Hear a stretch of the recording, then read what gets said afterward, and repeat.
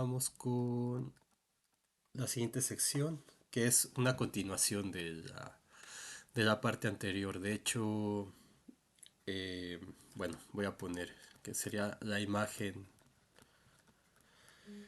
continua de un compacto.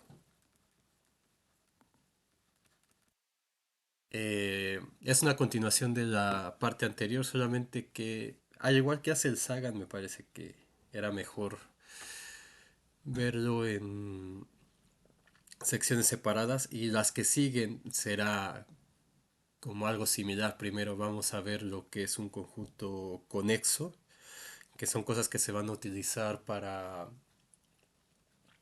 cosas que veremos en el futuro en este curso, aunque no de tiempo, eh, digamos, aunque no de tiempo de ser evaluado, me refiero. Al final de cuentas, eh, voy a subir el material que se tiene que cubrir en la parte de cálculo 3 y serán cosas que van a usar en cálculo 4 también. Entonces, vamos a ver que es un conjunto conexo y igual vamos a ver que la imagen continua de un conexo es conexo también. Entonces,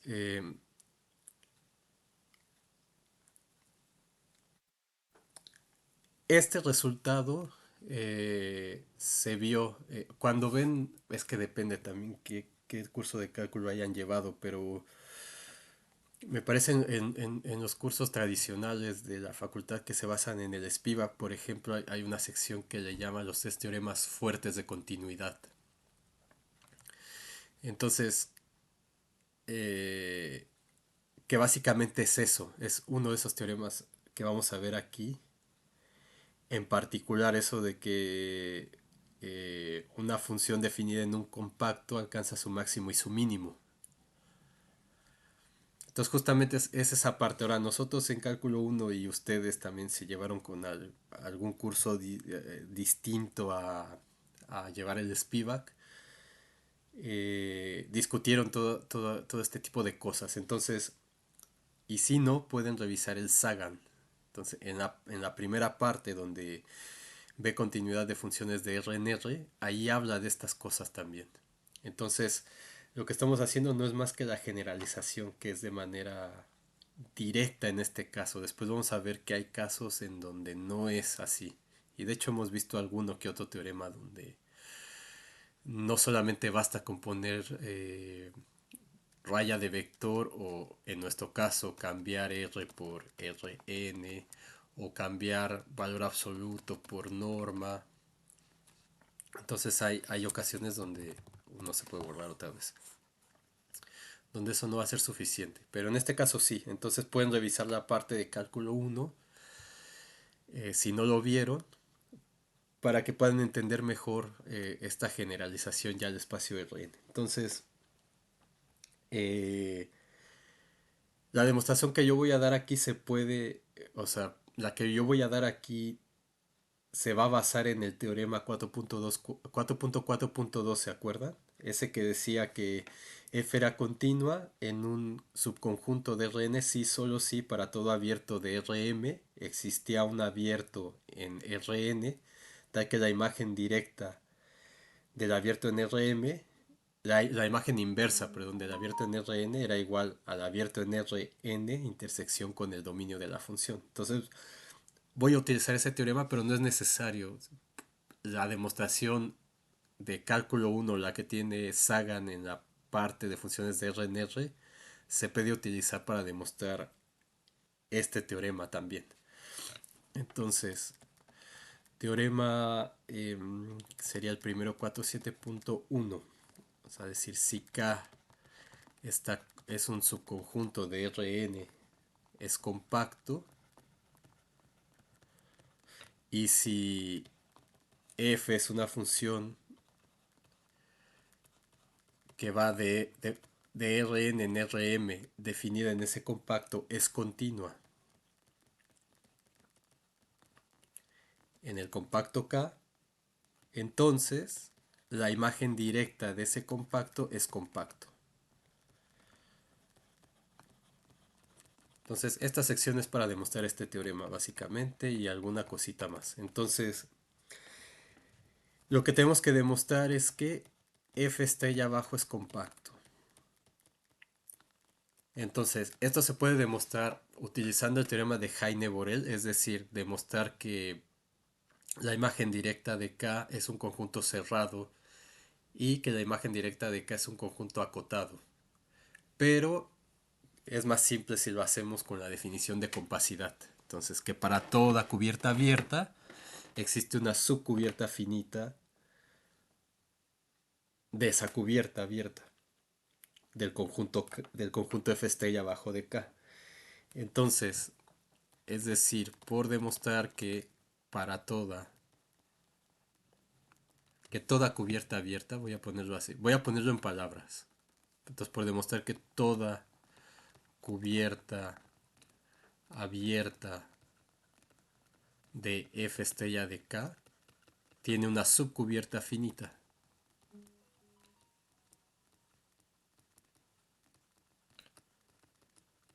La subcubierta finita. Eso es lo que vamos a demostrar. Entonces, vamos a dar una cubierta abierta en general, una cubierta abierta general. Entonces, sea omega igual al conjunto omega alfa, donde alfa está en un conjunto de índices. Entonces, una cubierta abierta. Una cubierta abierta de este conjunto que queremos ver que es compacto. Entonces, no estoy diciendo quiénes son estos omega alfas, simplemente estoy dando una cubierta abierta. Entonces, esta puede ser cualquiera, ¿de acuerdo? Entonces, para demostrar que es compacto, eso es que toda cubierta abierta tenga una subcubierta finita. Para demostrar que no es compacto, existe una cubierta abierta que no tiene una subcubierta finita. Entonces aquí es todas las cubiertas abiertas en general. Entonces damos una cubierta abierta de este conjunto que queremos ver que es compacto. Entonces recuerden que yo tengo aquí el conjunto K en Rn, tengo la función f y esto me lo manda un f estrella de K, la imagen directa de K que está contenida en Rm. Entonces justamente este conjunto, si este conjunto es compacto, queremos ver que este conjunto es compacto también. Muy bien, entonces, como f es continua también,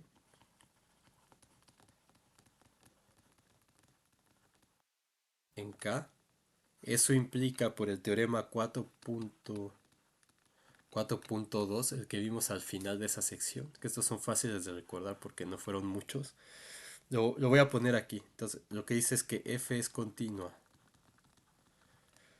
en el dominio de f, sí, solo sí, para, em, para todo abierto G de Rm existe un abierto G1 de Rn tal que la imagen inversa de G es igual a G1 intersección dominio de F. Eso es lo que dice el teorema. Entonces, como F es continuo en K, eso implica que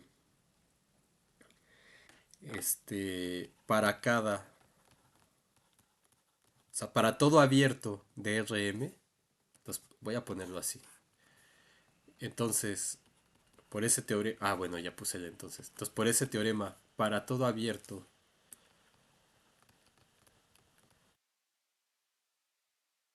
G de Rm, existe un abierto G1 de Rn, tal que la imagen inversa de G es G1 intersección dominio de F, que en este caso es K.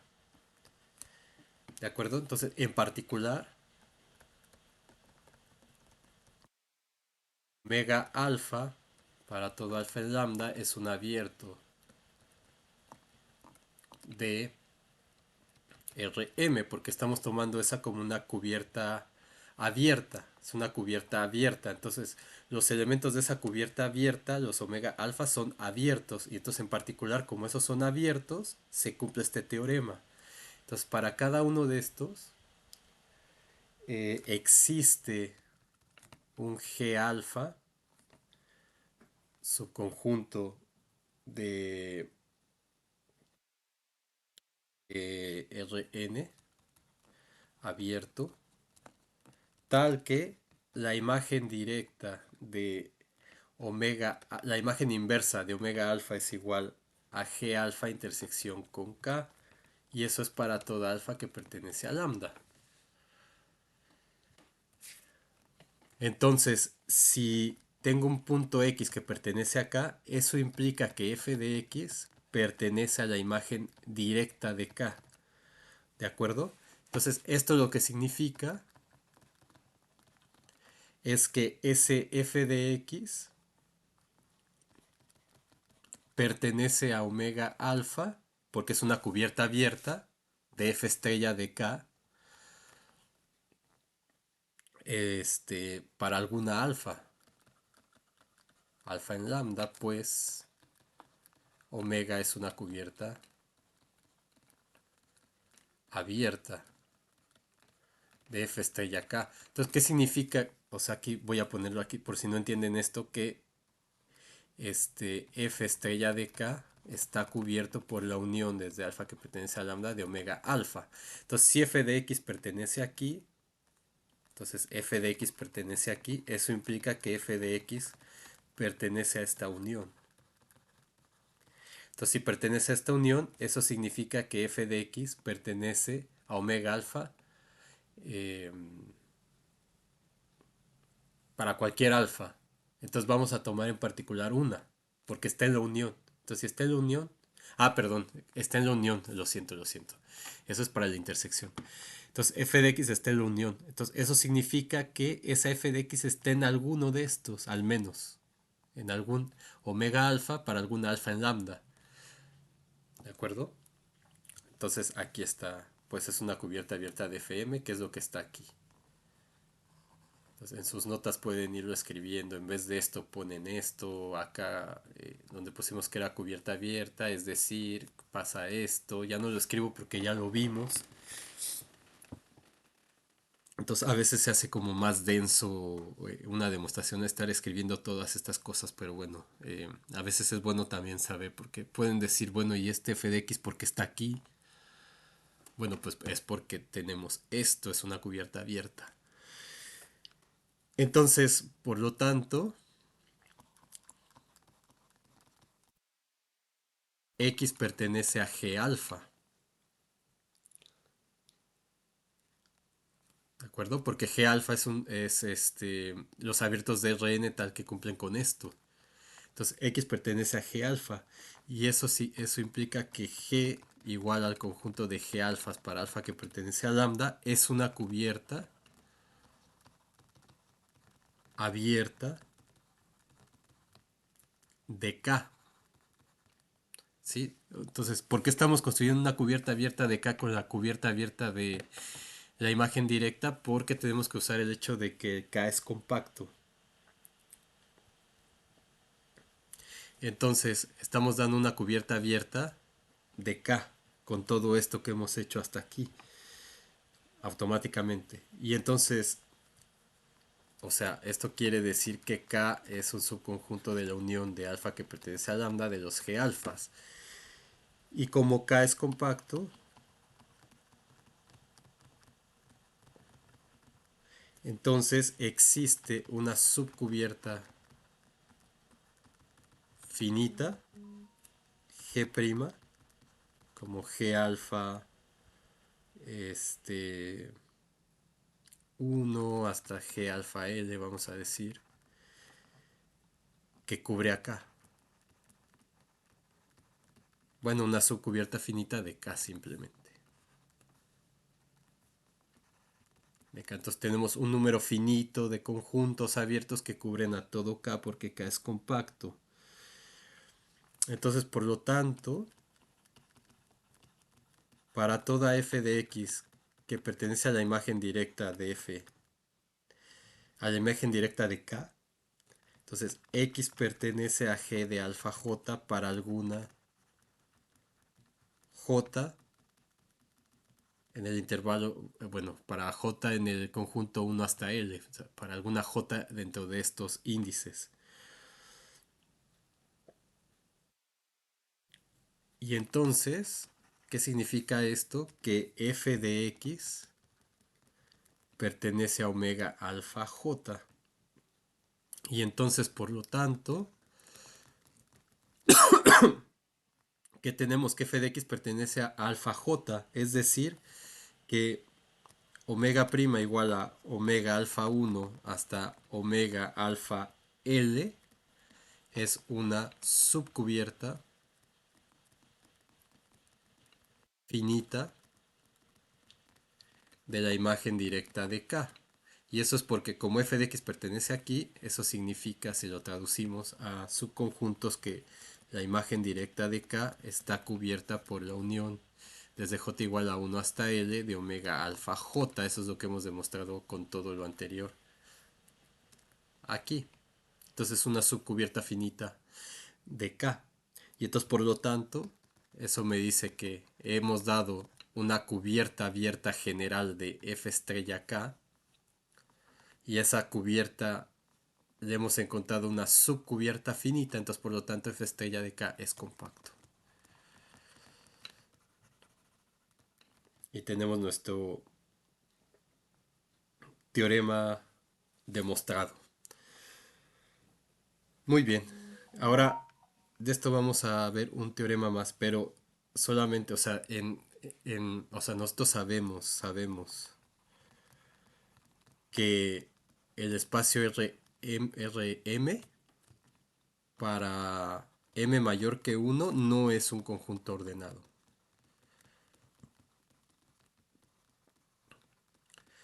Y esta discusión ya la tuvimos tanto en cálculo 1 como en los videos donde explicábamos eh, el, el teorema de Bolzano-Ballester, sí, con los conjuntos cerrados anidados. Entonces decíamos que en ese caso, para ver que un conjunto era completo, en ese caso de Rn no teníamos la opción de ver que tuviera supremo o ínfimo como pasaba en los números reales. Entonces, este conjunto no es ordenado, no hay un orden.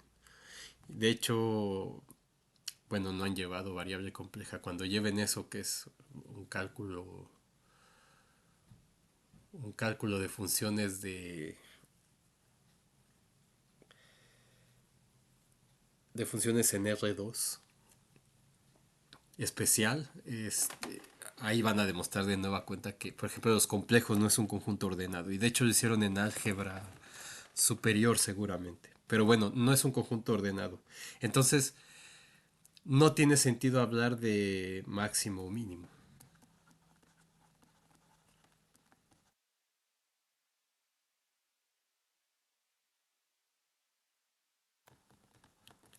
Máximo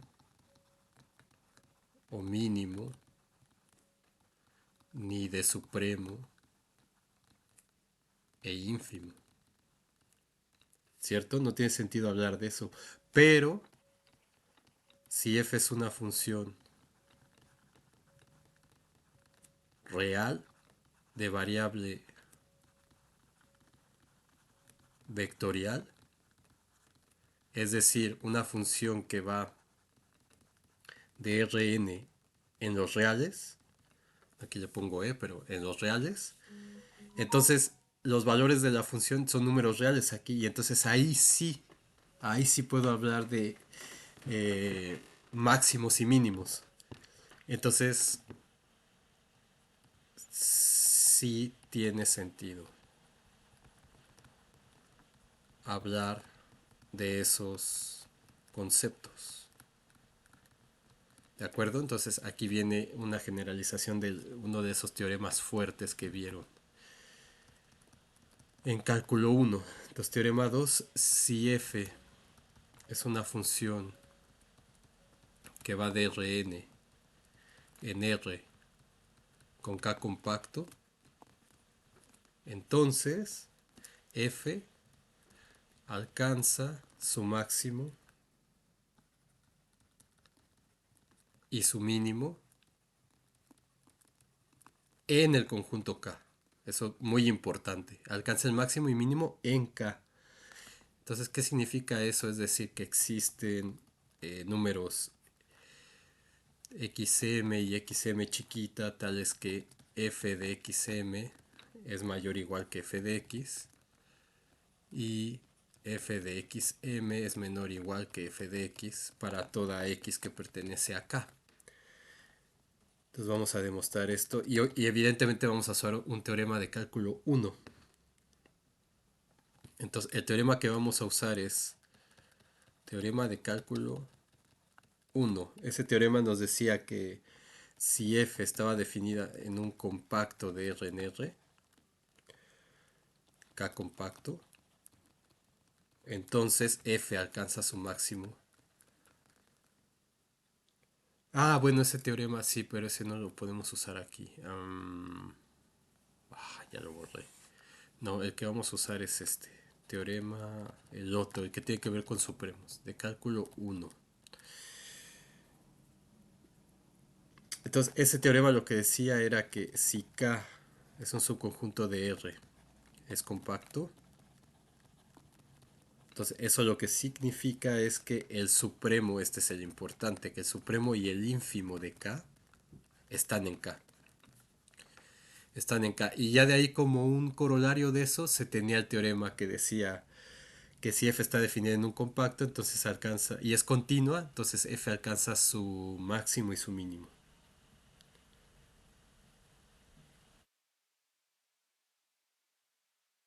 Bueno, aquí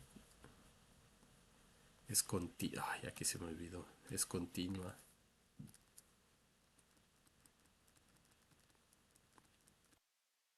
Continua en K compacto. Mm,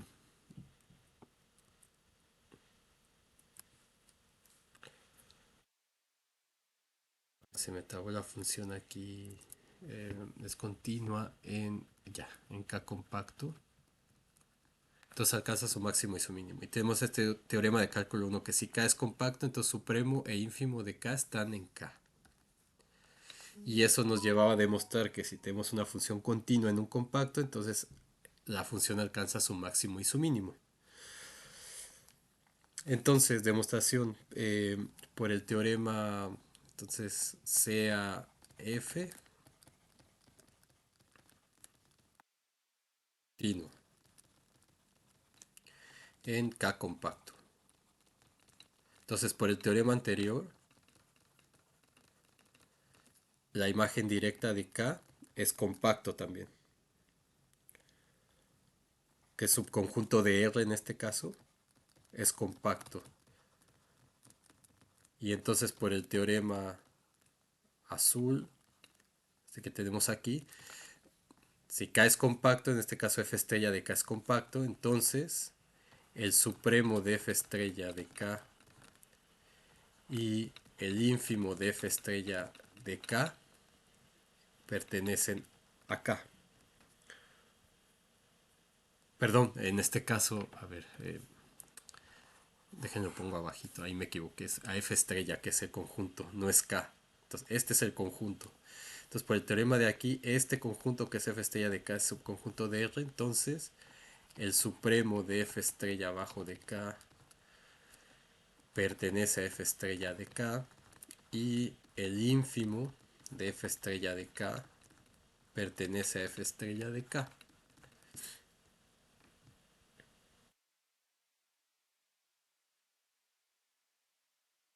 ¿De acuerdo? Entonces, ¿esto qué significa? Que existe xm en K tal que f de xm es mayor o igual que f de x para todo x en K, es decir, alcanza su máximo. Y el otro quiere decir que existe un xm chiquita en K tal que f de xm chiquita es menor o igual que f de x para toda x en K, es decir, alcanza su mínimo. y hemos demostrado el teorema 4.7.2. Ahora, antes de terminar con este video cortito, bueno, vamos a ver un corolario de esto. Entonces vamos a ver, pero antes de eso, el corolario es directo. Sí, vamos a demostrar el corolario. Corolario 4.7.1, que es sobre la norma. Entonces, si tengo f definida en un compacto de Rn a Rm continua, compacto, entonces la norma definida como, bueno, que va de K de Rn en R, tal que eh, la norma de f de x es justamente la norma de f de x, alcanza su máximo y su mínimo. Y su mínimo en K. Y bueno, esto como en cálculo 1 se vio, si f es continua en un compacto, entonces la norma es continua en ese compacto. Y entonces como la norma es continua, le aplicamos el teorema anterior y entonces alcanza su máximo y su mínimo en K. Entonces justamente es lo que vamos a demostrar, que es continua. Entonces, por demostrar que la norma de f de x es continua, primero en K. Entonces, como f es continua, eso significa que para todo epsilon mayor que cero existe delta mayor que cero, tal que el valor absoluto de la norma de f de x, no, perdón, pero no la norma, la que es continua es la f. Entonces, la norma de f de x menos f de a es menor que epsilon para toda x en k, si la norma de x menos a es menor que delta. Ahora, pero En es un espacio normado. Entonces, eso significa, bueno, un espacio con producto interno. Entonces, eso significa que el valor absoluto de la norma de f de x menos la norma de f de a, valor absoluto, es menor o igual que la norma de f de x menos f de a, valor absoluto, pero esto es menor que epsilon. Entonces, esto significa que para todo epsilon mayor que cero existe delta mayor que cero, tal que valor absoluto de la norma de f de x menos la norma de f de a, esto porque esta norma ya es un número real, es menor que epsilon para toda x en k si la norma de x menos a es menor que delta. Entonces, por lo tanto, la norma de f es continua en k, y entonces por el teorema anterior, si es continua en k compacto, entonces f alcanza su máximo y su mínimo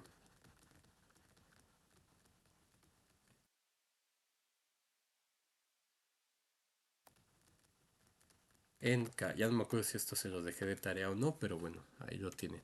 Ahora sí, solo vamos a ver un par de ejemplos para ver qué sucede si el dominio de f no es compacto. Entonces, ejemplos. Entonces, uno sí. ¿Qué pasa si el dominio de f no es compacto? Entonces, podemos dar como ejemplo una función que va del intervalo abierto 0,1 que no es compacto a los reales. Entonces, y que sea la función identidad. Entonces aquí 0,1, su conjunto de R no es compacto, pero f es continua. Pero f es continua. Entonces vamos a ver si alcanza su máximo y su mínimo. Entonces ejemplos sobre el teorema. 4.7.2. Entonces, ¿qué pasa si es continua pero no es compacto? Entonces, Tenemos aquí nuestro espacio R2 y entonces aquí tiene la gráfica de la función, tiene una bolita y acá también. Y entonces tenemos esta recta, entonces no está definida en el punto 1. Entonces aquí está 0,1 el dominio abierto. Y la imagen me da esta línea con esas bolitas. Entonces, ¿quién es el supremo?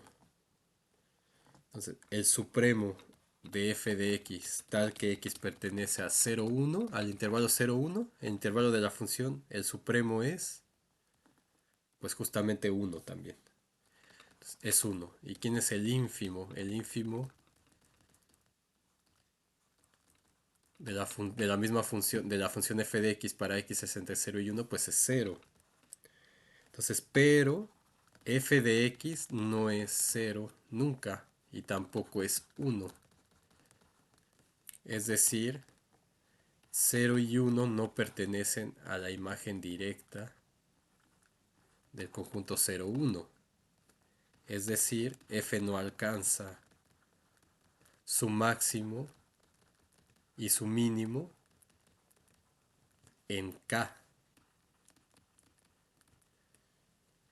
¿De acuerdo? Porque no están en K. Entonces no alcanza su máximo y su mínimo en el conjunto 0, 1, como dice el teorema.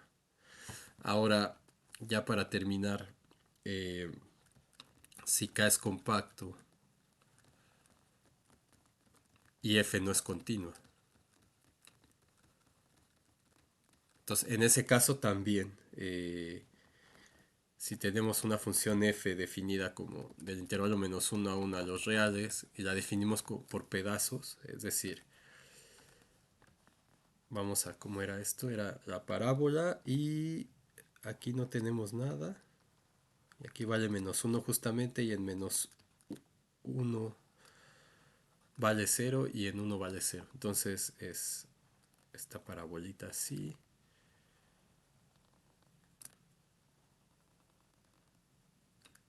Está como en el mismo.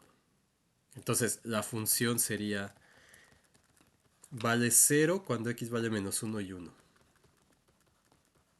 Vale menos 1.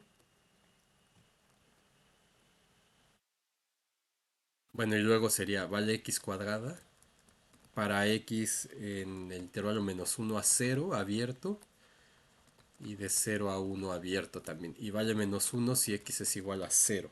Entonces, en este caso, f no alcanza. La función no es continua. Entonces, f no alcanza su máximo en el intervalo menos 1, 1. Entonces, el máximo de esta función vale, entonces, el máximo de f de x, en este, o el supremo en este caso, el supremo de f de x es 1. 1 y ese 1 no pertenece al intervalo eh,